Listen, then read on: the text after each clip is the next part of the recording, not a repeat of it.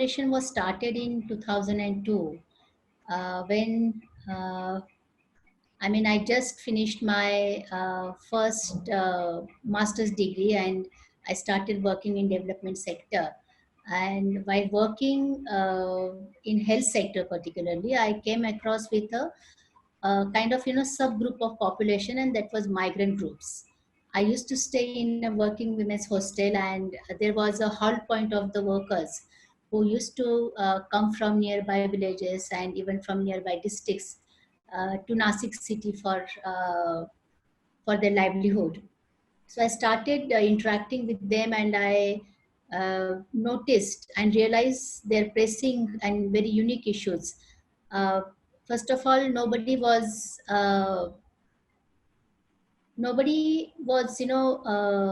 recognized their contribution as a migrants, and particularly as a workers in the economy, not even their source areas, not the destination areas. And so there was no particular attention for the welfare or the protection of these workers. So city was looking at them as an encroachment, but when they required a cheap labor, they used to rely on this group.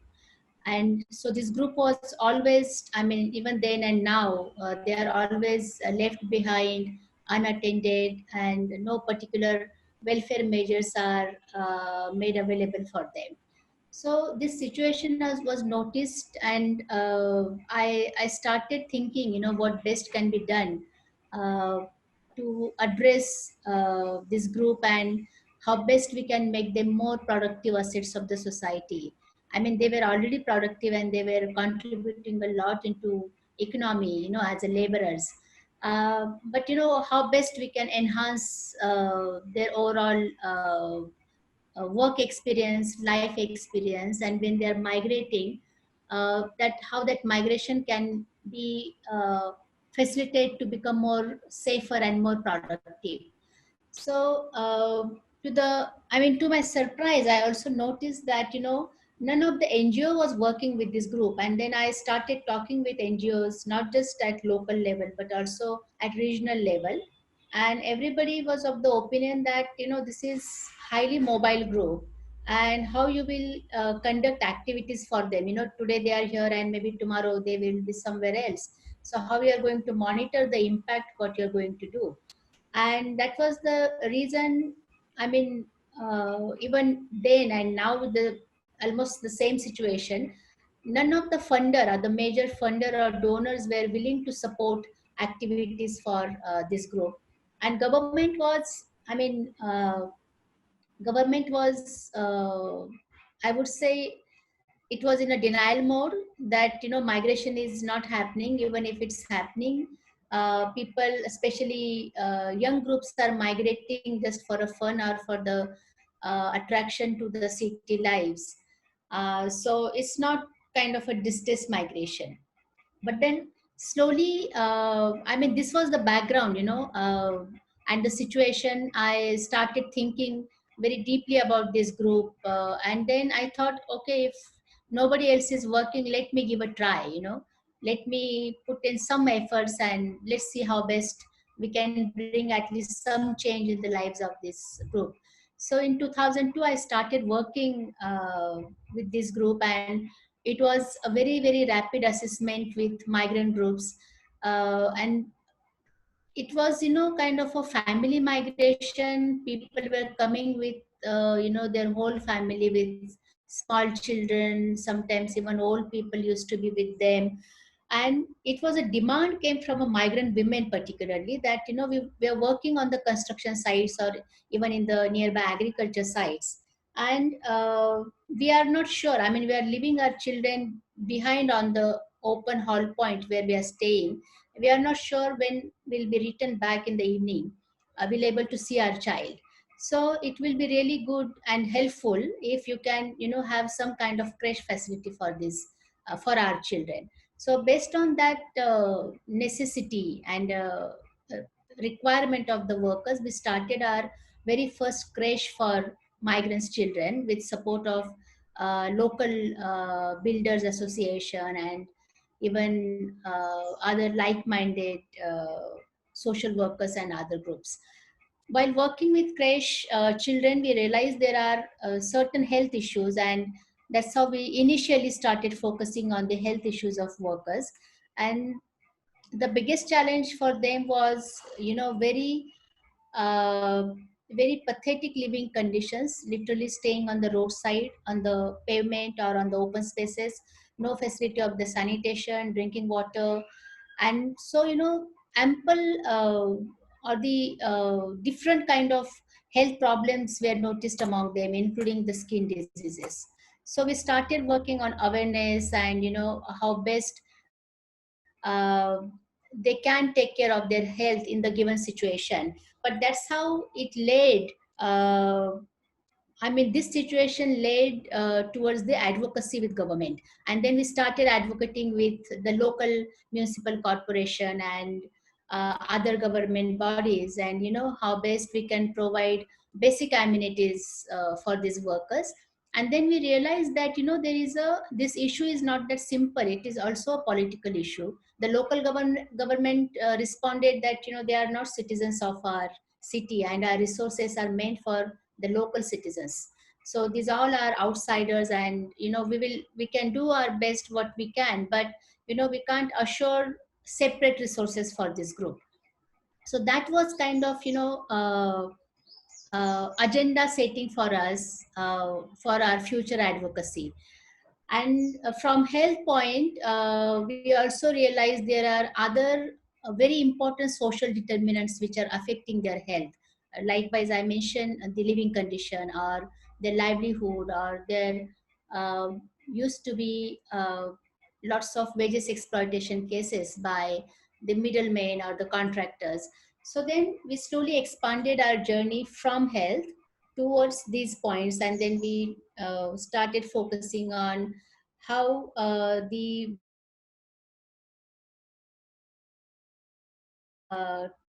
training for these workers so that their wages are improved. The legal support cell was established so that their wages exploitation or even other legal issues can be handled, and, a platform can be provided for them, because these all are footloose labors, and, their cases are often because they are not aware about the labor code formalities, and even they don't have enough money to pay the fees of lawyer. So there has to be, there was a need to have kind of, a social legal platform for these workers where they can come and raise their voice and get justice to their small issues, which are sometimes day to day, sometimes, once in a month. So that's how we expanded our work from health to livelihood, skilling, legal aid and legal support, and also improving their access to social security program, which are again meant for them, but they are not aware, and they don't know the process how to, avail these services. So this was, our basic journey. And we basically we chose a role of catalytic to stimulate the process of development, with focus on, these all diverse issues of migrants.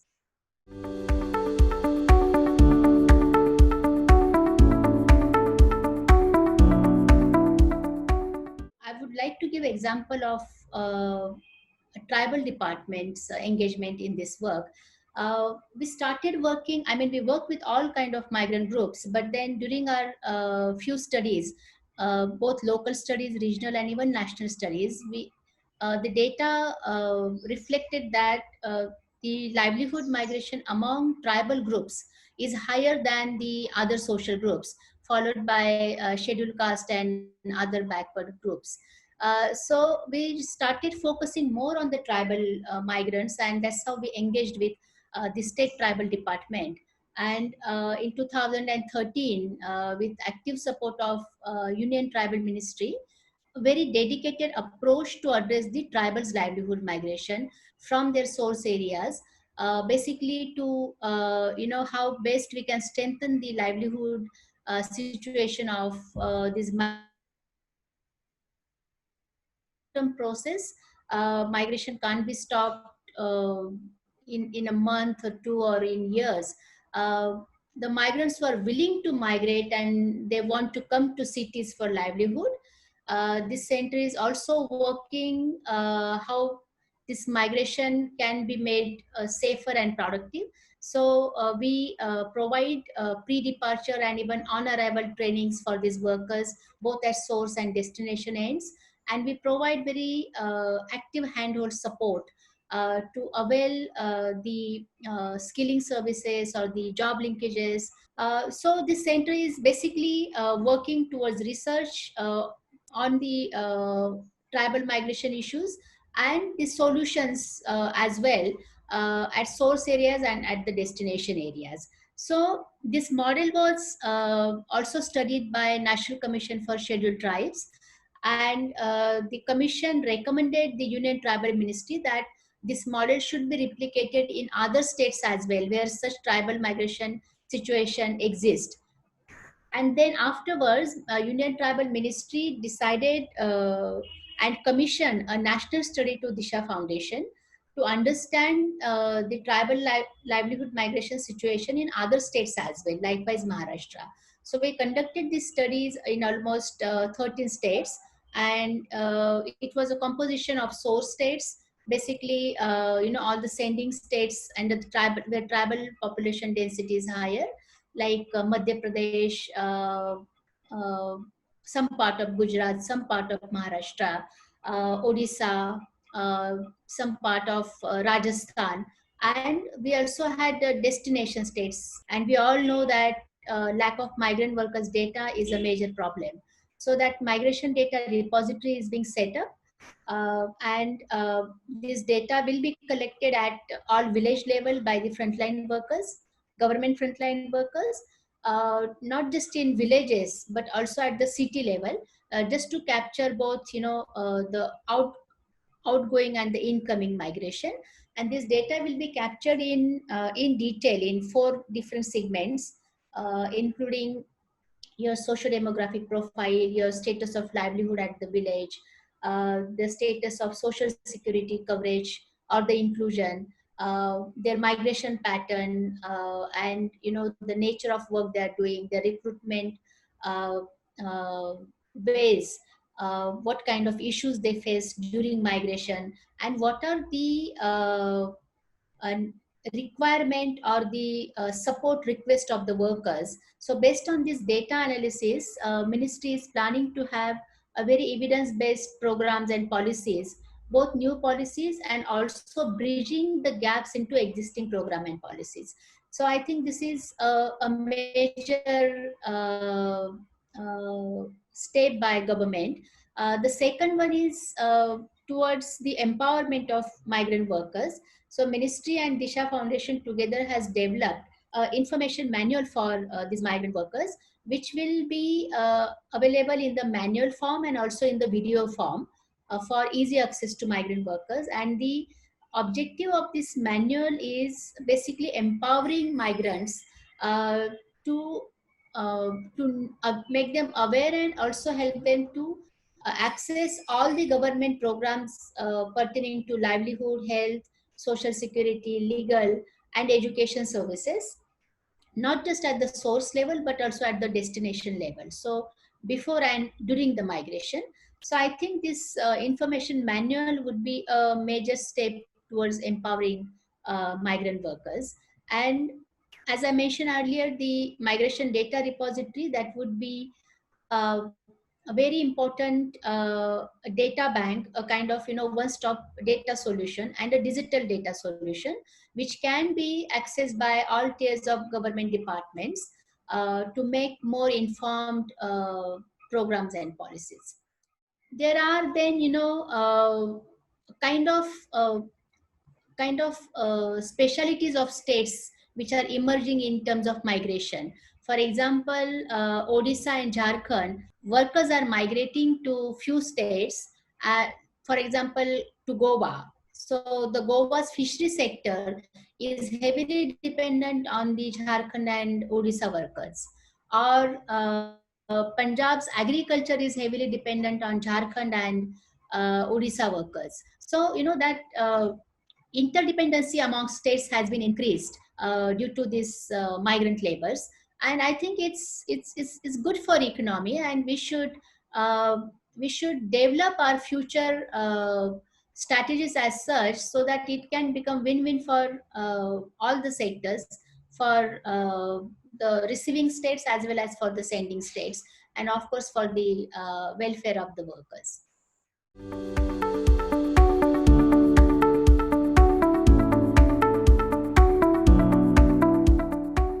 Challenges were ample when we started working with this group, and the first and most challenge was, the human resource to work in this sector. I mean, even today there are very few professionals in social work or in public health who are trained to work with this mobile or highly mobile population. So that human resource crunch is, of course, I mean, still there. Funding is another challenge. I mean, we have uh, kind of, a donors portfolios which are meant maybe for livelihood, for health, for education, but I mean, there are hardly any donors who have a dedicated funding portfolio to support migrant workers. I mean, even today there are very few, like, Tata Trust has migration portfolio, which is again shrink down in last few years. But now, very recently, we have Ajim Premji Philanthropy Initiative, who have opened their, wallets to support migrant workers program. But I can hardly see any dedicated funder who want to support the migrant workers program. During COVID, there is a mushrooming of some short-term donors who are willing to go with that one-shot therapy, just distribute food grain or distribute, a hygiene kit, or distribute maybe kind of, rapid test of COVID for migrant worker. But I mean, I appreciate their efforts, and I'm really glad that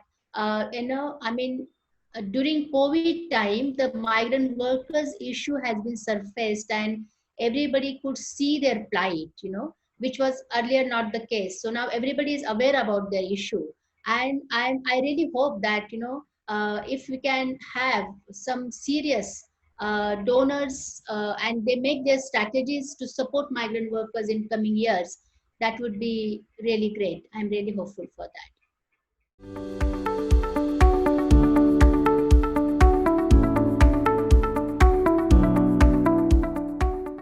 So, as I mentioned earlier, very recently, Ministry of Tribal Affairs has recognized Disha as a center of excellence in migration, health, and development.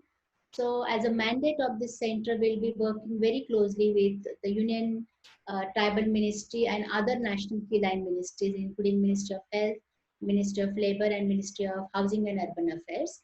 And we'll be working in almost 27 states to support the state and national governments to execute the National Migration Data Repository.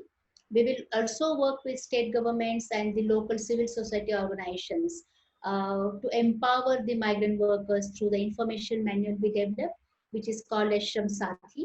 And besides this, we have developed a dedicated mobile application for migrant workers, uh, which is named as Shram Gaurav.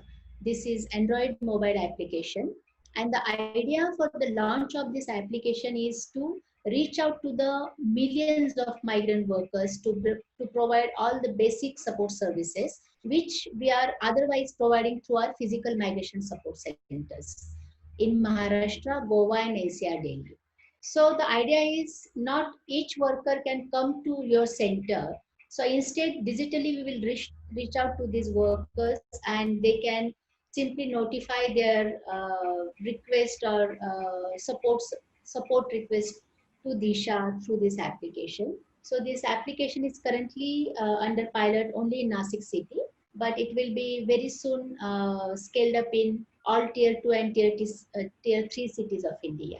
So our vision here is to create a system for migrant workers in India, and maybe gradually for the workers who are going out of India as a blue collar workers, to provide them very conducive, safer, and a productive environment. So they have best of the experience during their migration, and they can become more productive assets of the economy, and they can be kind of more sustainable and important pillar in the growth story of India.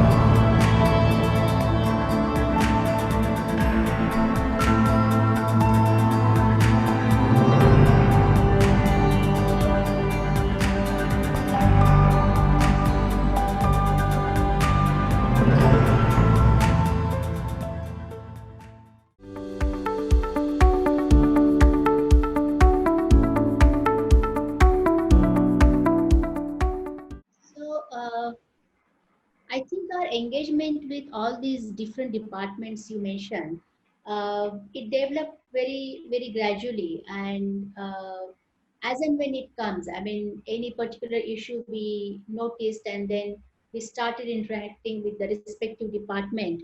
How best the department can support, because it was a realization as an advocacy organization that no any NGO, not just Disha, but none of the NGO or private agencies can support any community or any group for a longer term.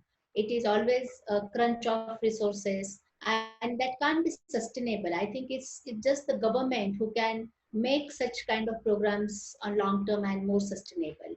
So I mean that with that approach, we always try to work with government, understand government's approach, understanding even their limitations, because it's not the case that you go with some issue and government will start working on it right away. I mean, you also have to understand the resources available, the human resources available, the existing policy or program framework. There are so many things you have to consider while working with them, but we realized, I mean, and I must say here that we always receive very positive support and engagement from these government departments.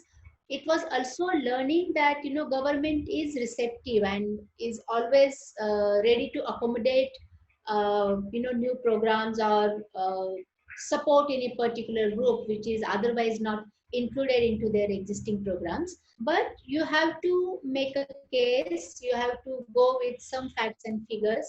You also have to understand what the existing program or policy framework, and particularly go with a solution, and not just with a kind of a red flag. So it's always sitting across the table, having rational discussion, and having a discussion what best can be done in the given framework and in the given resources. So I think that this approach particularly worked for us, and that's the reason I think we are working with these departments for a long term.